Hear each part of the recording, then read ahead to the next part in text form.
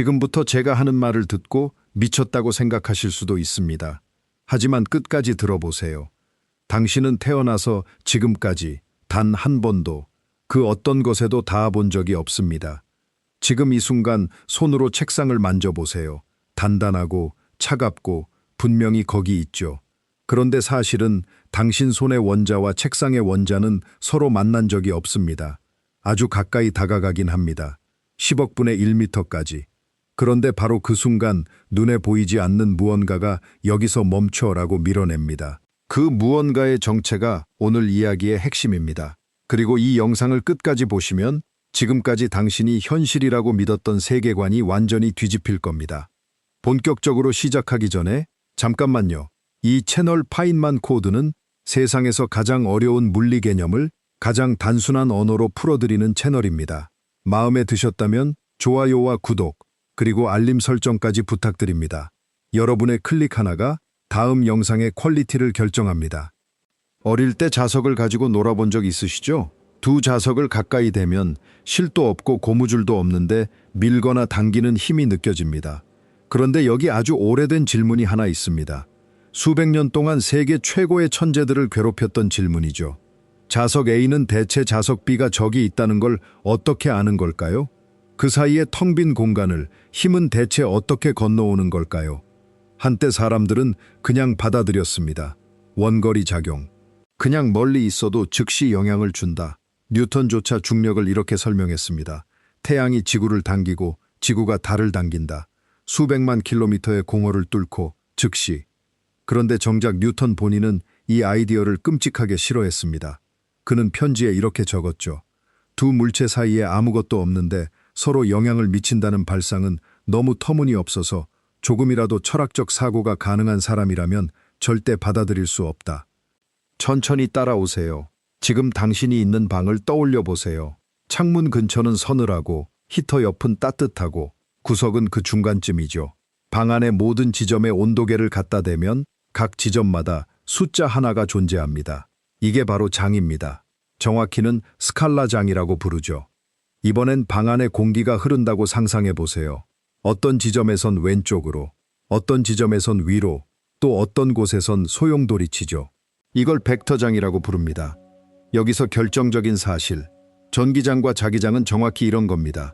우주의 모든 지점에 지금 이 순간에도 전기장 벡터와 자기장 벡터가 존재합니다. 대부분의 장소에선 0에 가깝고 아주 작을 수 있지만 분명히 있습니다. 그리고 이 부분을 꼭 다시 강조하고 싶습니다. 장은 우리가 계산 편하려고 만든 수학적 트릭이 아닙니다. 장은 진짜로 거기 있습니다. 에너지를 가지고 있고 운동량을 가지고 있고 물체를 밀 수 있고 당신이 사실은 닿아본 적 없는 그 책상만큼이나 장은 실제합니다. 이 놀라운 사실을 우리는 어떻게 알게 되었을까요? 이야기는 1800년대로 거슬러 올라갑니다. 마이클 패러데이라는 남자가 있었습니다. 역사상 가장 위대한 실험 물리학자 중 한 명이었죠. 그런데 재밌는 건 그는 수학 교육을 거의 받지 못했다는 겁니다. 방정식을 쓸 줄 몰랐어요. 그래서 그는 그림으로 생각해야 했습니다. 자석 주변에 쇳가루를 뿌리면 아름다운 곡선 무늬가 나타나는 그 이미지, 아마 다들 본 적 있으실 겁니다. 패러데이는 이 선들을 진짜 존재하는 무언가로 상상했습니다. 공간을 가로지르는 보이지 않는 고무줄처럼요. 물론 엄밀히 말하면 그 선들 자체는 진짜가 아닙니다. 시각화 도구일 뿐이죠. 하지만 그 선들이 가리키고 있는 무언가, 즉 장은 실제합니다. 패러데이의 직관은 소름 끼치도록 정확했습니다. 그리고 이 직관을 수학으로 완성한 사람이 등장합니다. 19세기 최고의 물리학자죠. 맥스웰은 딱 4개의 방정식을 남겼습니다. 단 4개입니다.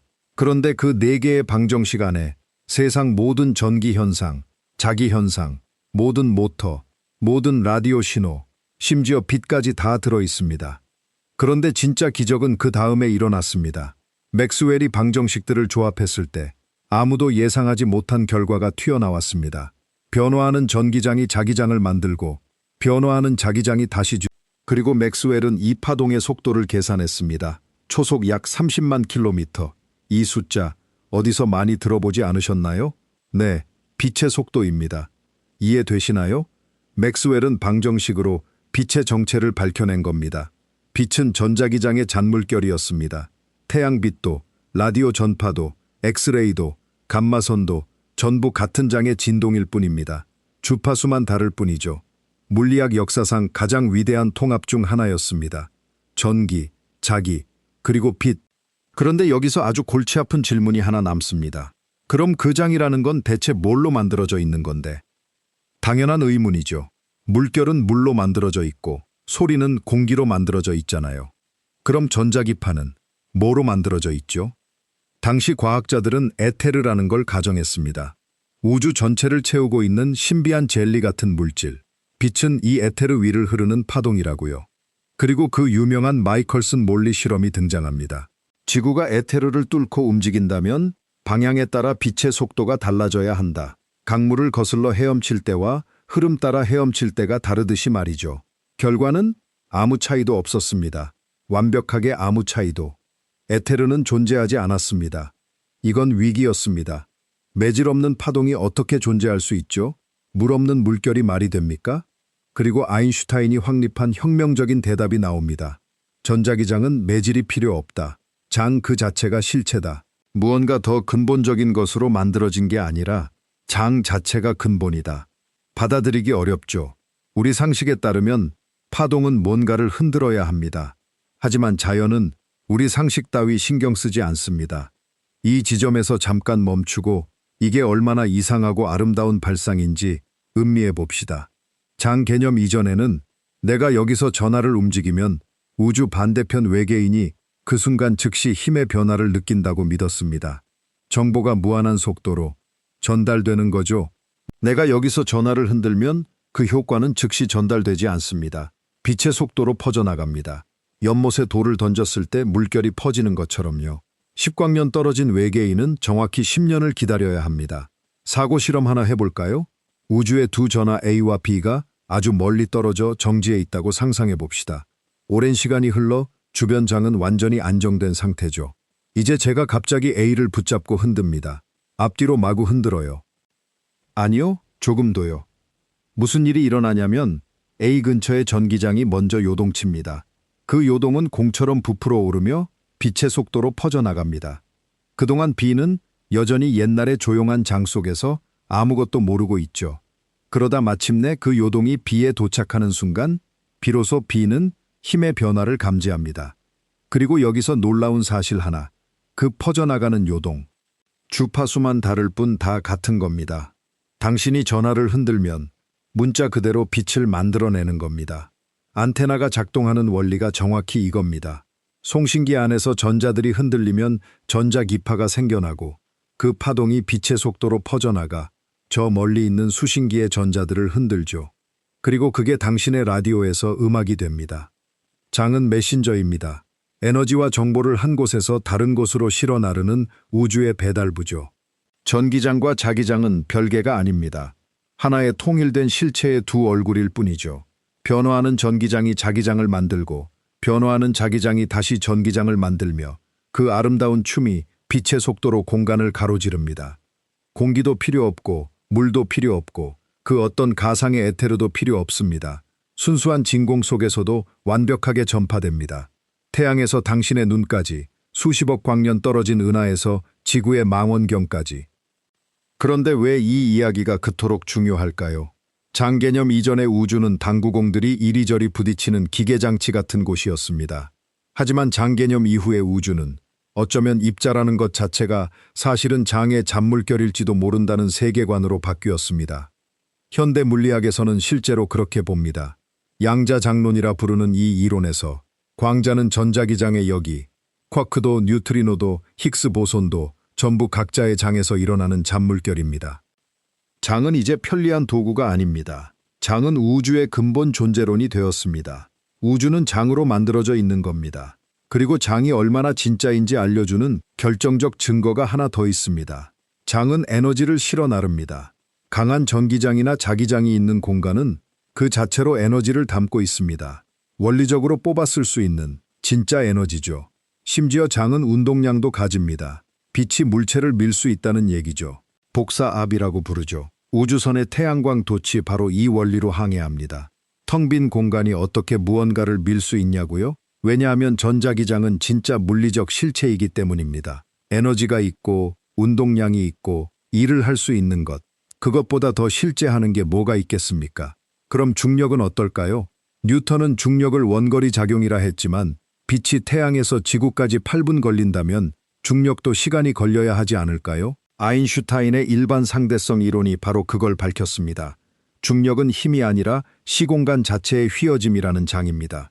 그리고 이 장의 요동은 빛의 속도로 퍼져나갑니다. 우리는 이걸 중력파라고 부르죠. 2015년 리고가 처음으로 중력파를 직접 검출했을 때 두 블랙홀이 서로에게 소용돌이치며 빨려 들어가며 만든 시공간의 잔물결이 마침내 지구까지 도달한 겁니다. 아인슈타인이 100년 전에 예언했던 바로 그 파동이요. 두 입자가 얼마나 멀리 떨어져 있든 한쪽을 측정하면 다른 쪽이 즉시 영향을 받는 것처럼 보이는 현상. 아인슈타인은 이걸 유령 같은 원거리 작용이라 부르며 아주 싫어했습니다. 이게 장이론을 위반하는 걸까요? 다행히 아닙니다. 얽힘으로는 정보를 빛보다 빠르게 전달할 수 없거든요. 상관관계는 있지만 그걸 확인하려면 결국 빛의 속도로 정보를 주고받아야 합니다. 인과율은 지켜집니다. 하지만 양자 세계는 여전히 이상하고 우리가 완전히 이해하지 못한 부분이 많습니다. 우리는 아직 배우고 있는 중입니다. 자, 처음 질문으로 돌아가 봅시다. 어떻게 한 물체가 텅 빈 공간을 가로질러 다른 물체에 영향을 미칠까요? 옛날 대답은 원거리 작용이었습니다. 아무도 만족하지 못했죠. 새로운 대답은 이렇습니다. 텅 빈 공간은 없다. 우리가 공허라고 부르는 곳은 사실 장으로 가득 차 있습니다. 전자기장, 중력장, 그 밖에 수많은 장들이 우주 모든 지점에 존재합니다. 이것들이 바로 실제의 바닥입니다. 입자는 장의 잔물결이고 힘은 장들 사이의 상호작용입니다. 우주 전체가 진동하고 전파하고 상호작용하는 장들의 거대한 교향곡인 셈이죠. 이건 단순히 철학적으로 아름다운 얘기가 아닙니다. 이 그림은 작동합니다. 양자전기역학은 소수점 아래 10자리까지 실험과 일치합니다. 과학의 모든 분야를 통틀어 이만큼 정확한 이론은 없습니다. 장은 은유가 아니라 자연의 깊은 진실입니다. 지금 이 순간 당신 몸을 관통해 지나가는 것들을 떠올려 보세요. 라디오파, 휴대폰 신호, 스크린에서 나오는 빛, 당신 피부에서 방출되는 열복사, 발과 바닥 사이의 정전기장.